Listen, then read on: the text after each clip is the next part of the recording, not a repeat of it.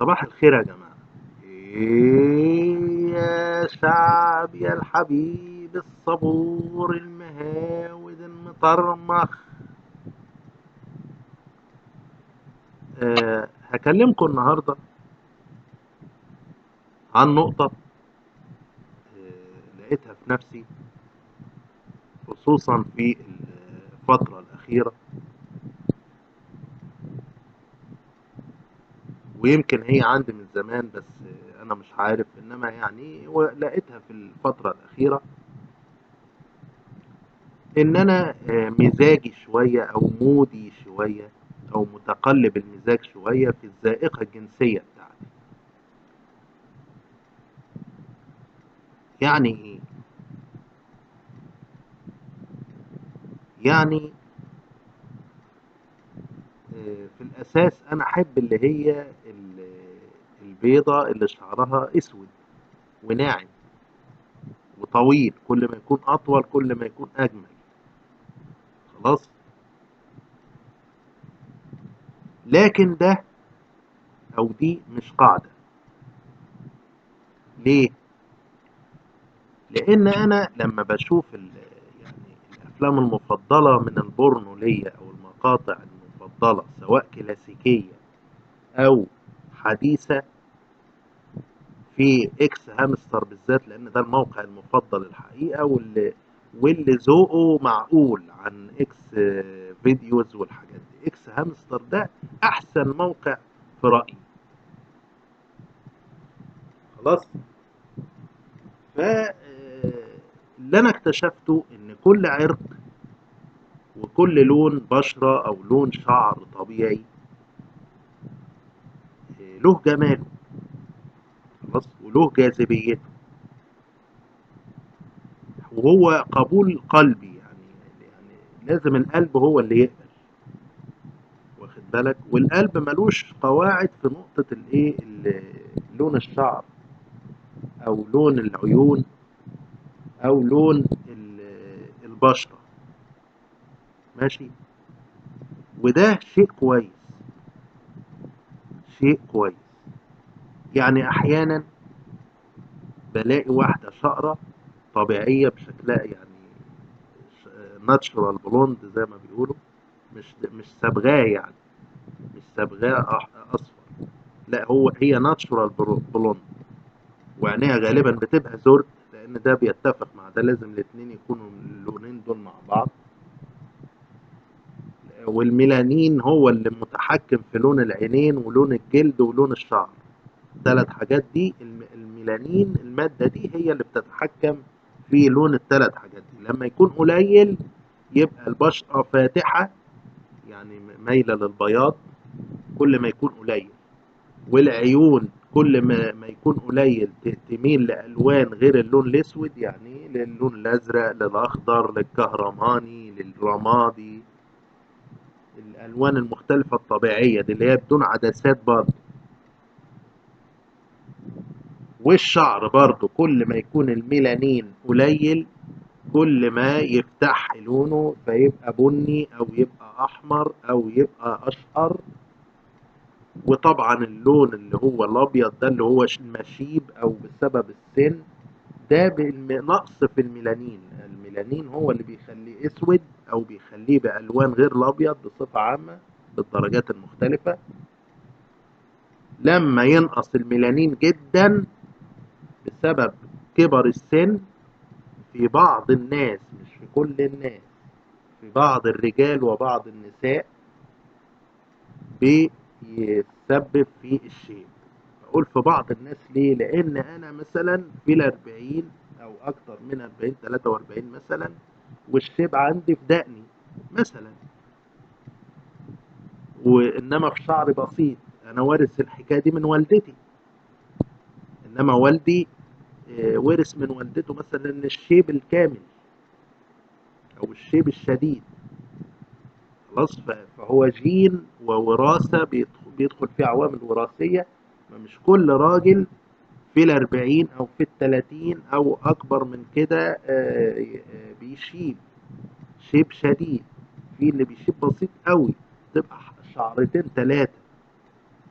وفي الستات نفس الشيء، بس هو يعني في الستات في الغالب الجين بتاع الصلع والشيب بيبقى متنحي، يعني مش سائد، يعني نادر في الستات اللي هي بتشيب او بتصلع، وده شيء طبعا كويس، لان المرأة لو صلعت او شابت يعني بيبقى شكلها مش حلو زي الايه، يعني زي وضع الراجل، يعني الجمالا فيها الافضل انها لا تصلع ولا تشيب. يعني المرأة اللي هي اللي بلاقيها شعرها ابيض في الغالب كده بحس انها ايه اقرب للراجل.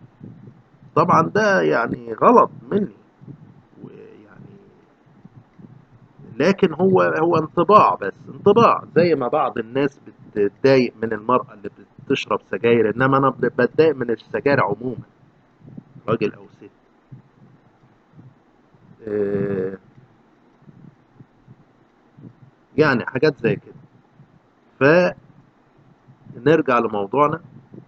فالواحد مودي يعني ايه، شو يعني متقلب في الذائقة الجنسية شوية. خلاص، يعني احيانا تعجبه الشقرة، احيانا تعجبه الزنجية، مش احيانا بس، هو في كل الاحيان بيعجبوه، في كل الاحيان بيلاقي واحدة فيها جاذبية.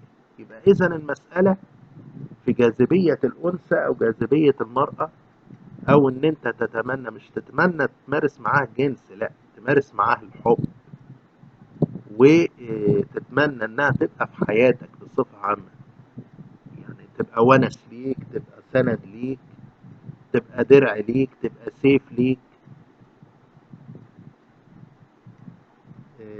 تحبك، ده اهم شيء، تملى حياتك وتونسك في الاساس، ماشي، ولا تستغلك ماليا ولا حاجة.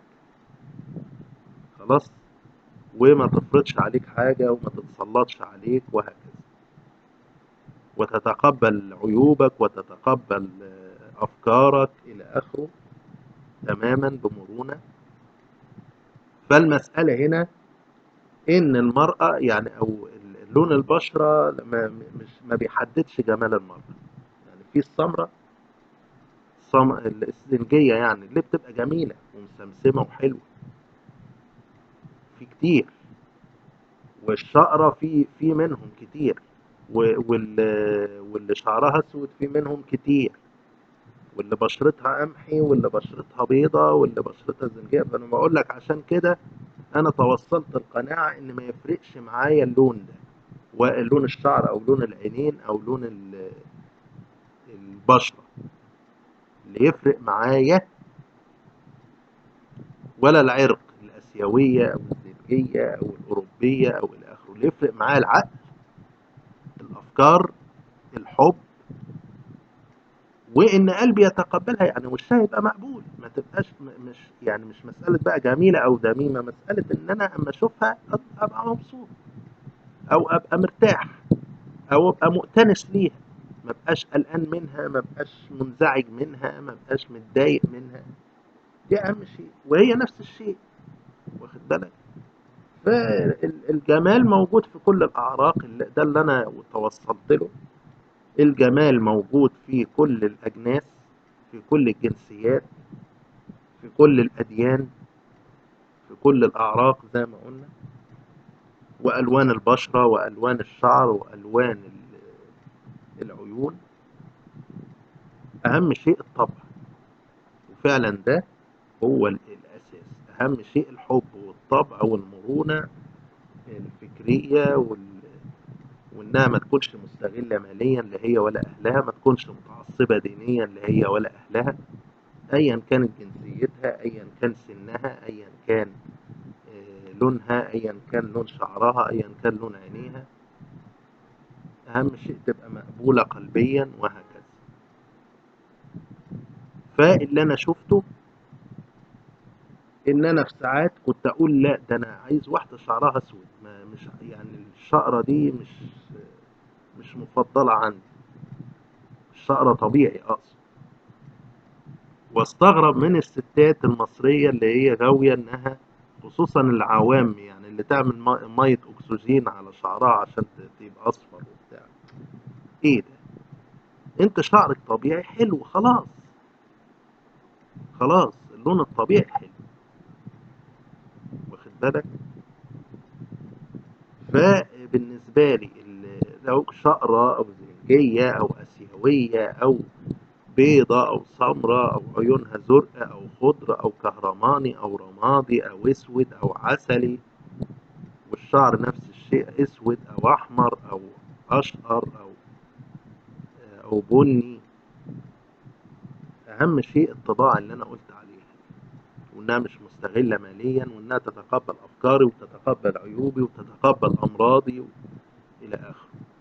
السن برضو مش فارق، هو السن يفرق في حاجة واحدة، إنها تكون بتخلف ولا ما بتخلفش، ده اللي ممكن بيفرق.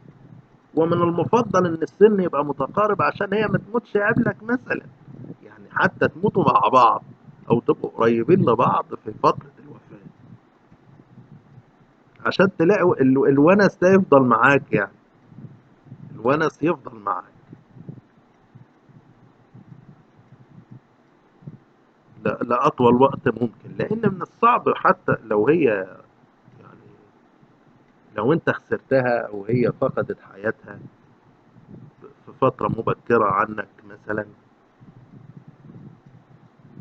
هتيجي تدور، صعب برضه الاختيار صعب. لو لقيت واحدة كويسة مش هتلاقي تاني، صعب. ده هي صعب ان انت تلاقيها هي الاول واحدة دي، ما بالك بالتانية اللي تخلفها.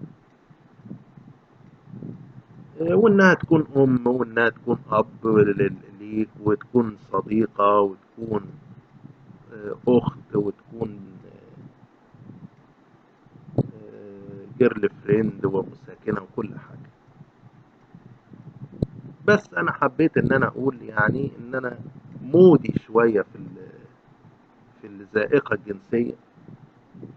ممكن احب النهاردة الشقرة، ممكن بكرة احب الزنجية، بعده ممكن احب اللي شعرها اسود، ممكن تعجبني واحدة من جنسية معينة او من ديانة معينة، ممكن بكرة واحدة تانية تعجبني. مش معناها بكره الاولانية، انما معناها ان الذائقة بتاعتي بتتسع، والمرونة في النقطة دي عندي بتتسع. انما في امور ثوابت بالنسبه لي، هي انها تتقبل اللي انا قلت عليها، هي دي الشروط اللي انا عايزها وبس. واقول لكم سلام.